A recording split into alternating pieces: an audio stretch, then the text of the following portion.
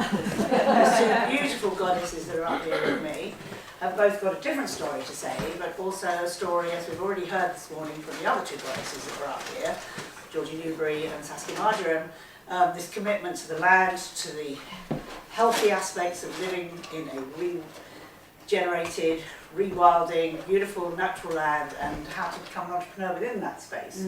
So they do very different types of businesses, but both very successful. So I'm thrilled for the first time actually to have Lulu Urquhart, who, is that pronounced? Yes. Urquhart, yeah. Yes, I got it right. Sorry, I write it all the time. Scottish. Yes. So Lulu, as you may know, together with her husband, won the gold medal. No, business partner. Oh, sorry. That's a relief. Actually, I don't know at all. Adam with Adam Hunt, yeah. I always thought your husband. No. Well, there you go. There's a story. Okay, never mind. So, together with her business partner Adam, won the gold medal at Chelsea Flower Show 3 years ago, 2 years ago? 22, yeah. 22, which was quite controversial at the time, as those of you might remember, because Lulu's work is all about rewilding, and it was the first time that a very natural rewilded garden had won the Best Garden Award. It was fantastic, really, for the whole industry of looking at gardening from a different perspective, and also that you're local because you're based in Bruton, and you develop your own bulbs. Lulu's very generously brought along wonderful organic bulbs that she's giving away to everybody here.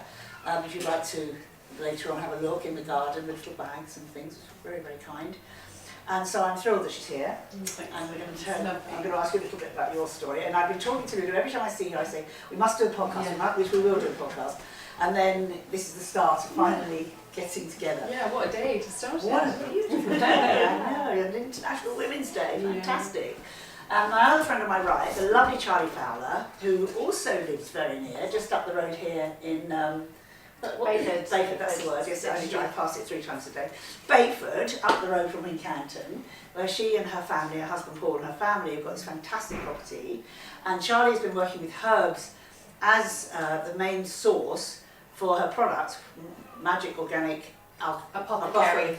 Mower. It's such a mouthful. Sorry, it's me. I'm just overwhelmed today. It's so fantastic. There's so many people, amazing people here.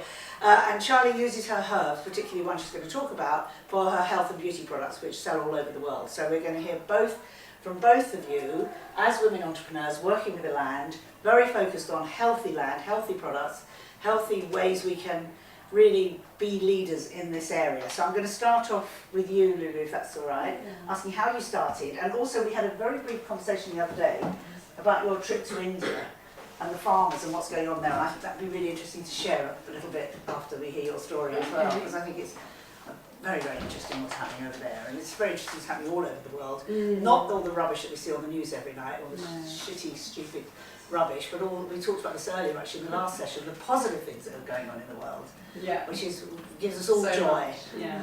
Okay, so how did you start in this? How did I start? I suppose for me, I engaged with woofing, which is willing workers on organic farms, in my 20s, knowing that I had to get my hands in the soil and that whatever careers I was pursuing weren't working. I had a real, I really care about what's happening to the whales and the oceans, and I did back then as well. So I'm 50 now, so 30 years of really looking at all that. And I went and worked on organic farms, and on that amazing programme, where you go and work on other people's organic farms and you learn all sorts of different farming different produce and different ways and meeting so many different people. I met an IWD student, and that really caught me, and I came back to Somerset and decided to give England a go, another go of living here in my early 20s, and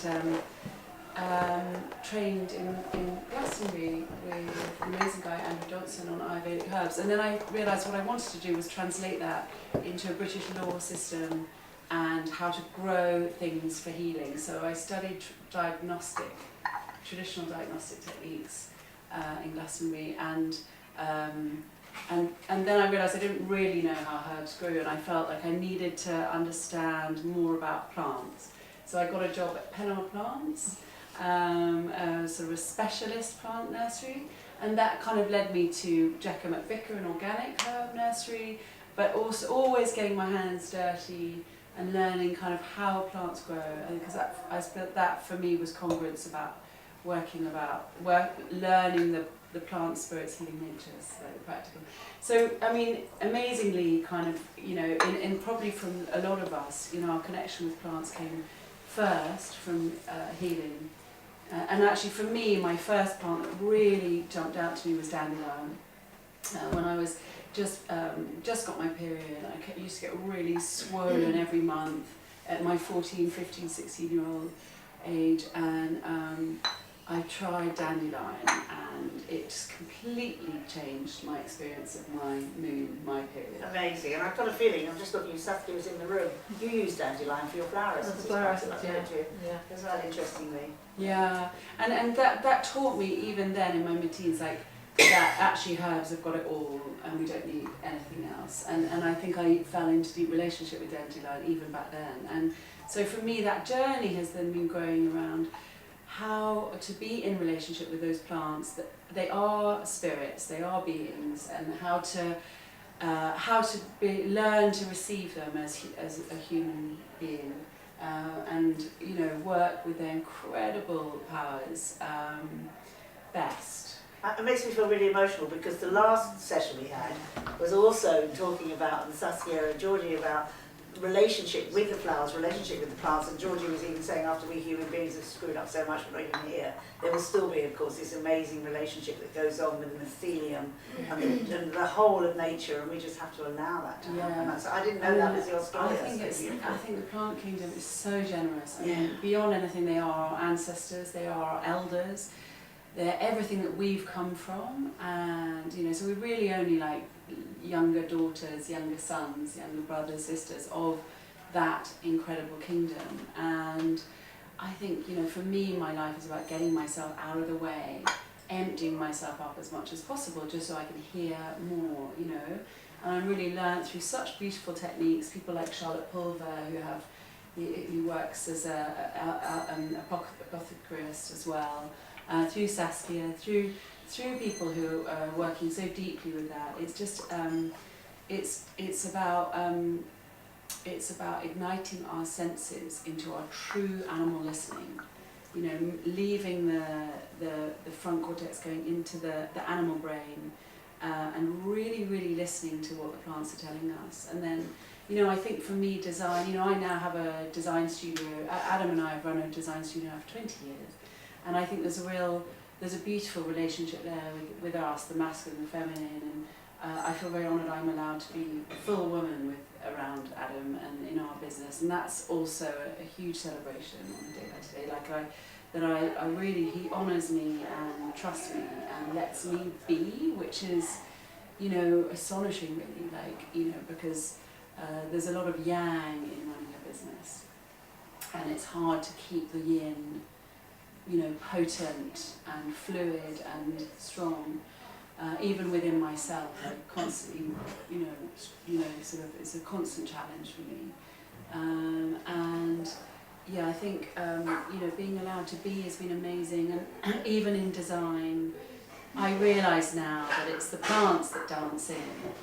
It's not me designing. It's not me and my ego designing. It's much more intricate and delightful than that. There's a dance all around all of us all the time. There's the energy and spirits of our ancestors, of our medicine lines, and of all the plants and beings that we're into relationship with in our journey. And, you know, I think, you know, when you do your creative work and you allow those things to dance through you, that's what I mean about being empty. And that's kind of feel like that's my work, and that's what I love. We are, as women, I'm completely with you, we are the womb, we are the vessels, that we hold the energy, and yes, sometimes we do need a bit more yin than and I see it myself, and I was in business for years, and probably my most successful in terms of financial gain was when I was in business partnership with my ex-husband, but I wasn't necessarily following my heart, so getting that balance right is, or I certainly wasn't following my heart, but I look back to being in the fashion industry and all the other things I used to do, compared to the work like a day like today, with just getting to wonderful women in this small, relatively small space, but talking about things that we've been talking about and you're talking about, gives me incredible joy. And I think that energy that we are putting out, whether it's 30 of us, and then each one of us then talks to another 3, 5, 10 women, and we're an army, you know, in nature, in the grassroots, with the land, and whatever else is going on, we can keep the balance, just as long as we stay true to ourselves. Yeah, that's how I feel. Yeah. That's the work, isn't it? That's the work we've chosen to be born to do now. But it's also the gift. I feel so honoured to be a woman. Yeah. In today's world. I feel so honoured. I'm so happy with my body, and that I've been able to make children, or you know, or to have that, you know, even if you can't, to have that feeling of being a woman that you nurture. And I think the work is to carry on being a woman.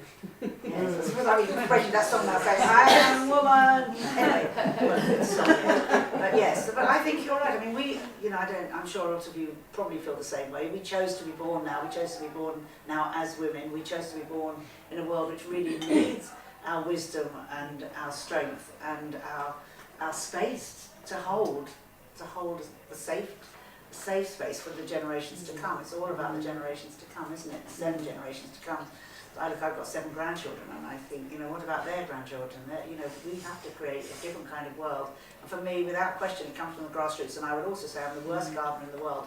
But without seed, for me, it was always about what it was a metaphor for planting and creating and growing, and that's what we're here to do.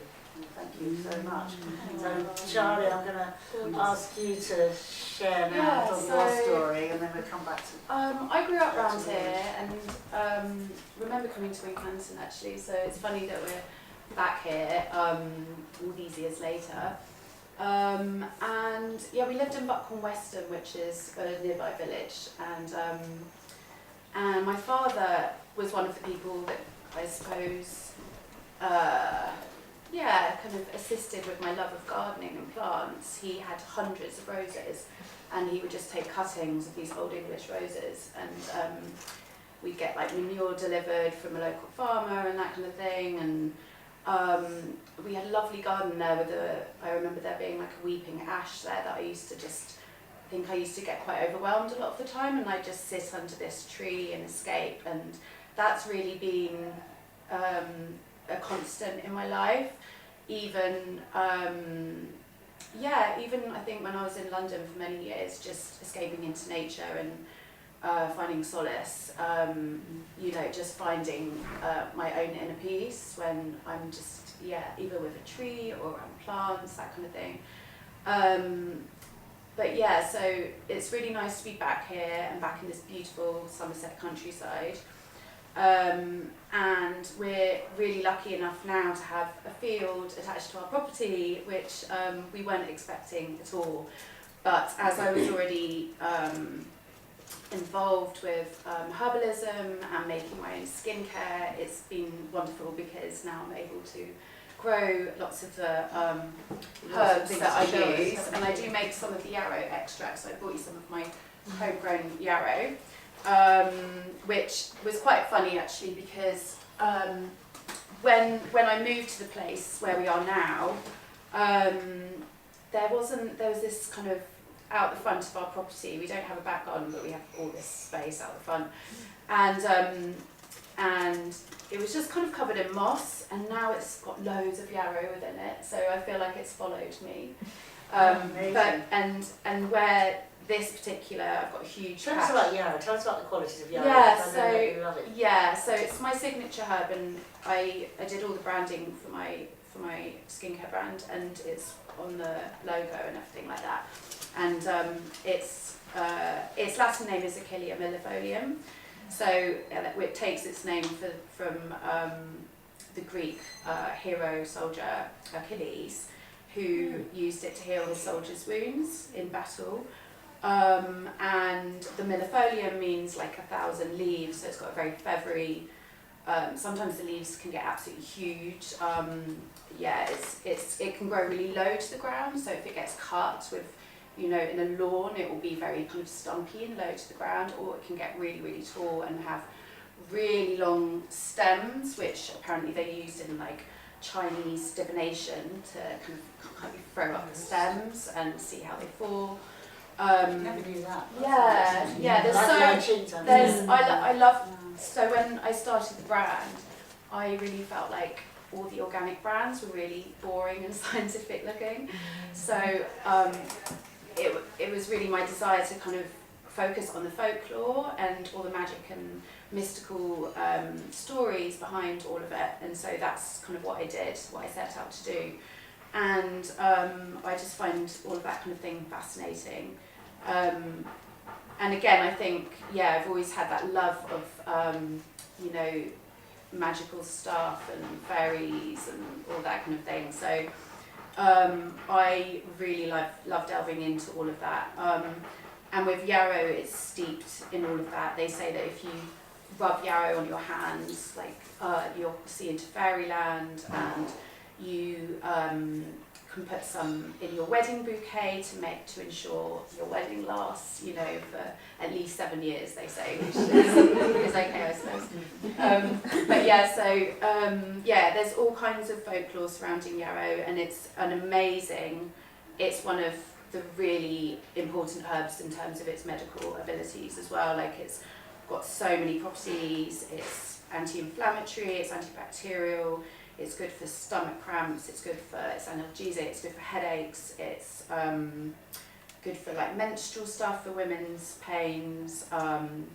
If you've got a cold or flu, it will help like bring on a fever, but it will also help regulate it as well. And it's a styptic, one of its main kind of, yeah, it's an amazing healing herb. So it will stop blood flow, but also circulate the area as well. So it's got a really unique and amazing ability to heal. And that's why I use it in my balm, my magic balm. So that's really good for healing. It's really good as a cleanser. It's good for insect bites, bruises. It just, yeah, yarrow's got so many properties. So. They say in Spain, they say if you stick it in your back pocket, it heals piles. Really? That's honestly, I hear so many different, like, it's amazing. And yeah, there's some really funny ones like that as well. Yeah. And just just keeping it on your person, it's really protective as well. So yeah, it's very magical. Yeah. Well, that's just fantastic. So I think we've still got some products downstairs. I brought some with me as well. So you'll be able to show and try them out. And it's such beautiful. It's so tried and tested. I love Charlie's yes, it's wonderful. things. They're incredible. It's pure alchemy. Yeah, it's really amazing. Well, I'm still learning lots, and it's really nice to be living here because I've kind of got the space that I need to do that. So it's never ending. So. Beautiful. And magic of sauce. Exactly. It is magical around here. It is very magical. All the people that I've met, Saskia and Lulu, and everyone that you bring here as well. That's some amazing. There's a really good crowd of women that are doing magical things around here. There really are. Do you think were our ancestors the one that got burnt at the stake? Do you think? People that ask me how I got to Urquhart, I always say I flew in on my broomstick. There's no question about it. What were known then as the witches, which we of course know as the wisdom keepers, the wise women, the healers, the medicine women, we're still here. We've come back, and that's wonderful to know that. The last witch trials of England were in Brewin, where I live. Oh really? Oh, Not so long honestly, ago. you could feel it in the words, and so it's really weird. Yes, and that was only 1550, 1600. Melody, Andrew Pickering has written a book, Witches of Selwood. Andrew's written it, spoken here actually. But I think it was about 500 odd years ago, the same age as the build my house next door. Yeah, right, or some of these trees. I know. Yeah. There's a stone in Bayford where I live, which is apparently where the witches used to congregate. The stone where you drive into the village. So Amazing. steeped in Yeah, which I love the fact that we are back. Yeah, anyway, that's wonderful. So I'd like to come back to you, Lulu, and ask you about India, because you were so enthusiastic with what you saw was happening there. It wasn't specifically women, it was the farmers. Well, it's an interesting story of women, because I went to, a friend of mine, Ed Oliver, just flagged up something really was interesting going on, and he thought to bring the energy of that back into Britain on some land. So I kind of in good faith went out to Tamil Nadu to go and investigate it, so that I could support him here on the land project he was dreaming in here. And lo and behold, found this unbelievable place, the Golden Temple in Vellore. And interestingly, it's all because of a young a man who they call Amma, which is the name of mother in India. And at 16, he realised that there was an anthill that was sacred on land that his parents owned, and he said, when they were talking about constructing and building over this and removing the anthills, he said, you can't touch this anthill. And so he's the same age as me, Amma, and actually, well, I'll go on to that, but at 16 he said no. And every Friday he got the bus out to this little town, and it was a dusty, arid, sort of southern India, and it's the east coast. Actually the mountains there is where the Siddha, the ancient wise men, brought down the IWD laws. They actually they sat on those mountains for in full meditation, and they grew so much of the Vedas there, the ancient Vedas, and the temples of Tamil Nadu are astonishing, and it's like an ancient heartbeat of the earth. It's so beautiful. Which part of India is it? It's Tamil Nadu. It's southeast, and it's these incredible, like Madurai is one of the big towns. It's amazing. I'm kind of like very far. It's the south. South, yeah, fortunately. Where the seas all come together, is it? Well, the Sri Lanka, and then you come up, and it's sort of Chennai, Madras, the old Madras. Yes. But what I mean, you see the temples there are these huge, kind of high, tall, kind of stupa-like things that are slightly like Cambodia, like the stupas in Nepal. A lot of me feels like this was almost probably one of the birthplaces of a lot, and that it has that feeling. But anyway, this young lad at 16 took a bus back out to his parents' land, forbid them to build, and started honouring the anthill. And the pujas, the traditional Tamil pujas, are very, like they are across all of India, are, you wash and honour the gods in the morning, you dress them up, you put their, third eye on, and you offer them food, and ghee, and honey, and milk, and the yellow one, turmeric, and you literally wash them, and the mantras as well, all the time, playing the mantras, so high resonance, and so the gods come, this is what happens. And his anthill,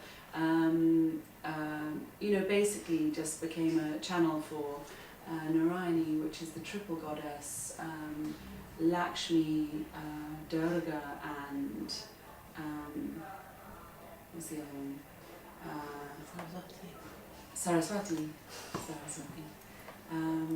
And over time, and with deeper and deeper honouring, I mean, he was born with a sort of Vishnu trident on his forehead as well, so there were signs that for the parents in his early years that something was going to go on. And over time, in fact, many other geomancers and so forth came to sight and said, yes, he's right, there's something so extremely strong going on here. So, I mean, now fast track to 30 years on, he is now she, channeling the triple goddess, like pure channel all the time. I don't know if the old, the male ever comes in, but it's this very burly Indian man, known as Amma, Sri Shakti Amma, and Narayani, and the goddess Narayani. the triple goddess. But in a process of channeling and being the goddess, the living goddess, she is doing unbelievable things out in the, basically building these kind of temples in the town that was a dusty, dry bowl, to such now that they've built a golden temple covered in gold that attracts like Maybe I've not heard about him at all. 3,000 or 4,000 pilgrims a day. Yeah. And she's generating a karma dharma scenario where visitors then feed the pilgrims, and there's basically constantly doing service when you're there. And what about the farming? And then out on the farm, so like 20 years ago she started to say we need to reforest. So 20 years ago she started a pledge to plant 2 million trees in the area. And I then turn up 20 years on and can really basically go and sit in a landscape that has been reforested, because the rate of growth there is so fast. The land is very fertile actually.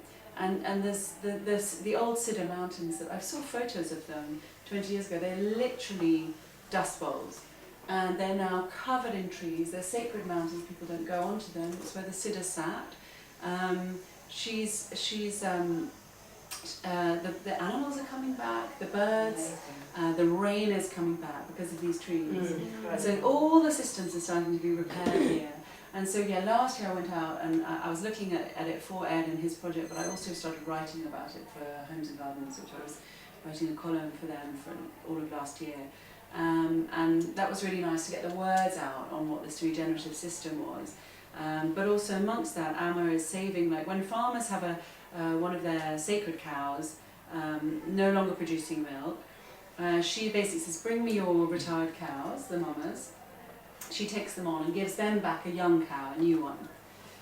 So she starts this whole regenerative giving. It's all karma dharma, it's all taking care. She's what happens, it's so beautiful to see the living goddess in action. It's incredible. It's someone, what I realise is it's someone that we've actually been speaking to all our lives, or like this goddess, the earth mother, something that we've all connected to and we know, but actually to meet someone who is that, and you look them in their eyes and you just you see the whole world and the whole universe in their eyes, and you know that they know everything about you. There's nothing you can really say. You just say I'm in service to you. What's next? That's what I say. Does she speak? Yeah. Unlike Amaji, who just hides. No, you go and you give her flowers, and she's like, she knows my name, and she's like, and how long is Lulu staying in the temple, and what is Lulu up to? And I'm like, just doing your work, really, whatever. Amazing. What an amazing story. But the growing fields were multi-canopy crop fields.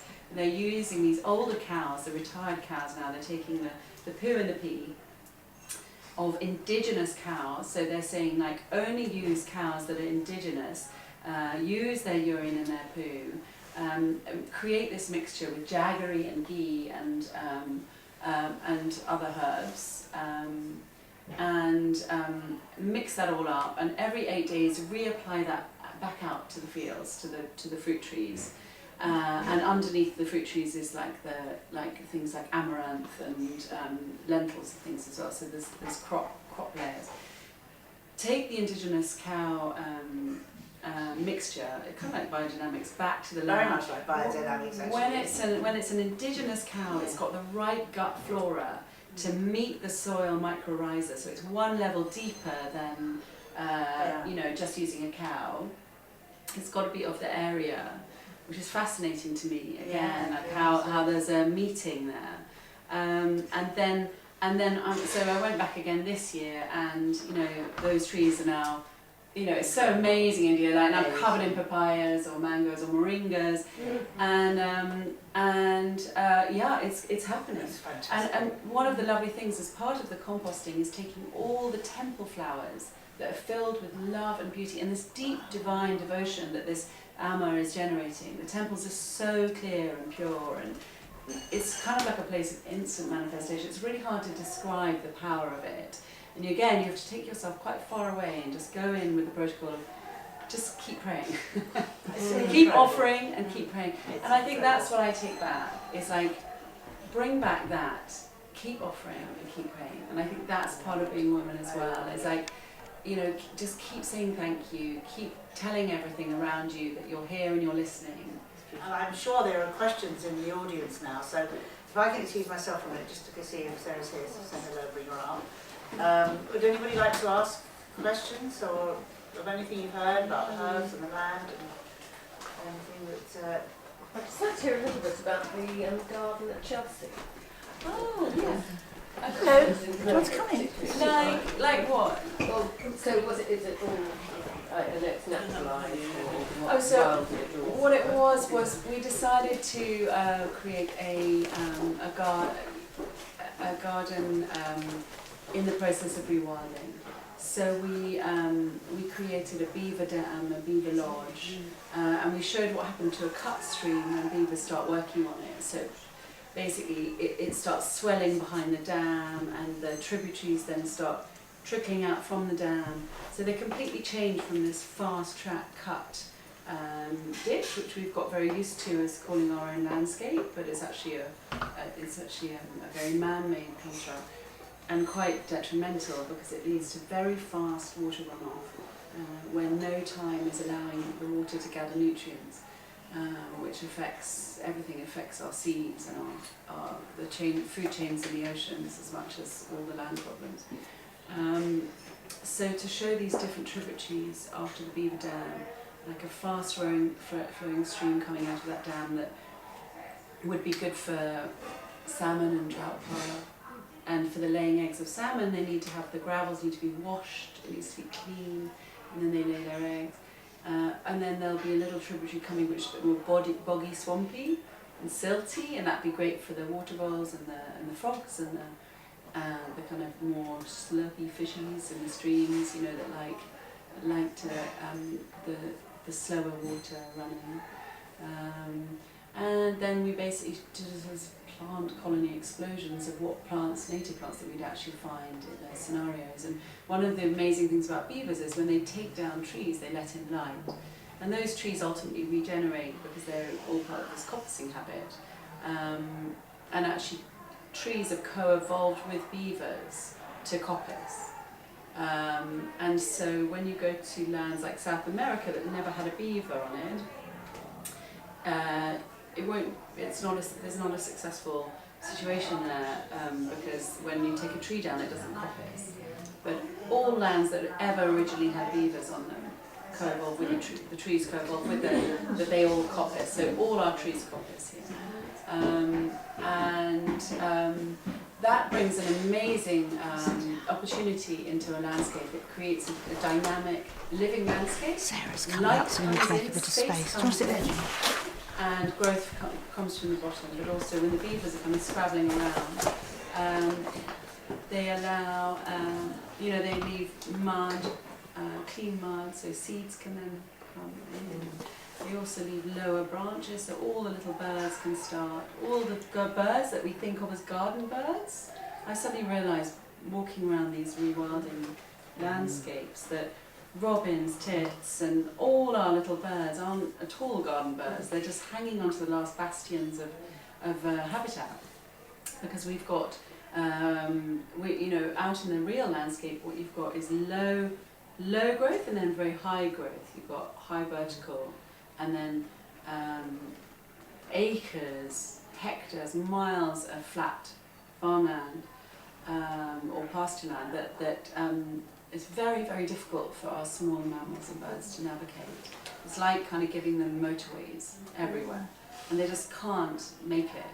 So beaver habitats suddenly all these, like crash down, like respringing, lower level growth. The shrub layer is so important, and everything starts to thrive really well. So then you get this eco flourishing. And we talked to that, that's what we did. And we had a garden shed which was a beaver hide with a slit, and you could sit in an old rusty shed. This is Chelsea? Yeah. And you had actual beavers there, did you? We did, and we did say that we did. We said, yeah, there is sleeping beaver. There were 4 beavers released this week, weren't there? I saw on the news somewhere around here. It's now granted donated And they're on to, horticultures, aren't they? to wild release beavers, so it's a huge step in Britain for wilding and for bringing back our native species as well. I mean, it's really, really mega. And we were given the money to build a garden, so we dedicated it to Rewilding Britain. And we worked with them as a charity to then take that word out. It was, it was a wild native thing. And we also played, we had this amazing company called Sound Matters, and they recorded all of these species that we would want to see in a rewilding landscape, and then fused all of those bird songs and animal sounds like storks clacking and beavers sploshing. And seats up here if you want to come. Yeah, come sit down. I want you to. I just want Sarah, who is going to speak next with Sue, who obviously works in a very full-on male atmosphere of Westminster. Which would love to come here and hear a little bit about what we've been talking about with the goddesses and the land, and how we are all witches and we've chosen to be born and to come back here now, and the magic of the land. So we're almost coming to a conclusion with this part of the. And Charlie here as well, Charlie Fowler, who does these wonderful products made from herbs, and just the conversation here, I'm sure you all agree, has been just fantastic. Amazing. So keep going. I don't want to steal a thing actually. I think Charlie needs more questions. Yeah, this is quite a lot speaking in front of people for me. I'm not very. You're doing good. Oh, bless you. Because you care and you're passionate about what you do. That's fine. Yeah. This is all what Charlie has brought with Show the Herbs that she works with. Yeah, so I mean, I'll just kind of tell you, I guess, about. So this is the product that I was telling you about, which is a healing balm. So it's really calming for any kind of skin irritation or eczema, psoriasis. So this has got lots of yarrow extract in there, so macerated yarrow and sunflower oil. It's a really versatile, amazing product, and I get just the best testimonials. And you know, we were talking about the folklore earlier on, and the testimonials sometimes are just as surprising as well. So I love working with this herb, and I'm growing a lot of other herbs now as well. So every year I'm trying not to kind of overwhelm myself, because I get quite excited for things and want to do everything. But you've kept the yarrow as the main ingredient throughout all your products. Virtually everything. Charlie was explaining earlier to those who weren't here. I'm about to launch a beautiful mist toner with mugwort, Artemisia vulgaris, which is like really nice for dreaming and lucid dreaming and relaxing and so I've made it. I'm just waiting for the labels, and I do the artwork, and I tend to get a bit carried away with designing the artwork, and it always takes ages, so it's not ready yet. But on our land as well, I have started planning, I haven't finished yet, but a couple of retreats this summer, and each one will be focused on a herb. So the first one will be elderflower, and that's been another one that's always been in my life. I think my first childhood memory was actually sitting under an elderflower tree eating the berries, which are quite toxic, but anyway. The first one will be midsummer and on elderflower, and then I planned a mugwort one for August as well. Of course, elderflower and mugwort were very popular herbs in witches. Yes, very. Both folklore, let's say folklore. Actually, all three. Magic. The magic of folklore, absolutely. Mugwort particularly was. Mugwort, but elderflower is like medicine, you know, nature's medicine cabinet, and yarrow gets termed like nature's pastor, so yeah, they're all very, very medicinal. There's so much wisdom from, we're talking about 500 years ago when the last witches were actually built around here, and the wisdom of the time, and it's coming back now. The medicine women. I don't think we should rerun. I think witches can be seen. No, I agree with you. The medicine woman is one of the archetypes I work with, and it's medicinal energy. And it's caring. So before we move on to our next talk, which is going to be a little different, and I've personally had such a joy out of them, different four talks from Georgie Newbury and Saskia and Marjorie, and from you two, it's so much the the sort of the feeling, the energy, the vision. We referred to you, Georgie, where you popped out for a little while, about things you've been talking about, because it's so much synergy between how you all feel. And you're all working as entrepreneurs, as women entrepreneurs in the land, caring about the land, but doing it your way, with your values and with your beliefs, and that's so wonderful. Another friend has just arrived who is actually a sheep farmer who's going to join us a bit later on as well. We're going to talk about going from as growers, as flower growers, as herbal growers, and entrepreneurs, and then actually how to take that into, and Rachel's going to talk to us about being a sheep farmer as well. There's a rumour that, my rumour, I started it, that Ruth Kimber is going to pop in later. She is, I saw her yesterday. Oh, did she? She said she's coming. Oh, great. Oh, good, because she is, for those of you I'm sure you know, she is the matriarch of farming around this area, and she's been running, the reason she's coming late is because she's been running her stall at Bath Market this morning, and she's got very clear views about, and she's very clear about what's happening for farmers right now, so I'm sure she's talking about the huge sign outside, so we're going to talking about, you know, farmers as well. But I think what you're holding and what you're bringing is one of the most important components, which is that without us all gathering and remembering each other, because we're all intuiting a lot. I think we're all sort of relying on our intuitions and kind of forging ways. But actually, the only way we can really do a ground up, you know, proper ground up campaign and really change things is by being in community. And this is just like this lovely ark which can hold that. I mean, it's so beautiful here. I've not been in here, and the energy in here is so beautiful. It's divine.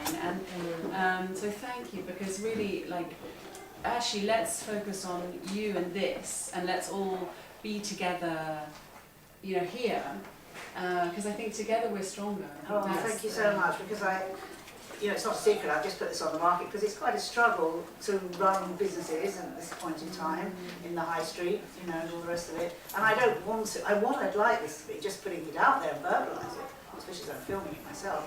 I would love this to be a community centre where we can be joined, but it can be owned by lots of people, and it be used properly by women to come together and share their stories and work together in different ways so we can create this new future. Quite a few of you have heard me quote the Buckminster Fuller quote that I never get right, which is, you can't fight the existing, if you want to fight the existing reality, you have to create something far better that people will naturally gravitate to. So in other words, we look at the horrors that's going on in the world and all the rest of them, and if we go out there with our fist and with anger and that kind of warriorship, that's not going to get anywhere. But if we create something better, something that comes from this land and something that comes from community and that comes from us all being together. I mean, your story about India is just, you know, really so moving, and all the stories this morning have just been so moving. And if we can share that, we can go forward and create something very, very special, as we were just saying, for the generations to come. Yeah, and I think we've got quite used to working on our own. I think that's one of the another kind of another result of the last, you know, decades of black capitalism. That's the way forward, and I think we need to dissolve that and well, I've got to come into that yin gathering space and lean on each other. I have got a friend sitting in the middle there, Diane Finch, who's just come through from Bristol, who I just did a podcast with the other day, who was running the Bristol Pound. He's just written a brilliant book on the future of money, and we're going to be talking about, if we can get it fit it all in, a new kind of economy, which Diana believes there shouldn't be a market-based. We had a conversation about this the other night. It shouldn't be market-based at all, but it should be a caring, loving economy. But the practicality is we still have to pay our rent, we still have to pay our mortgage. So how do we create something new together?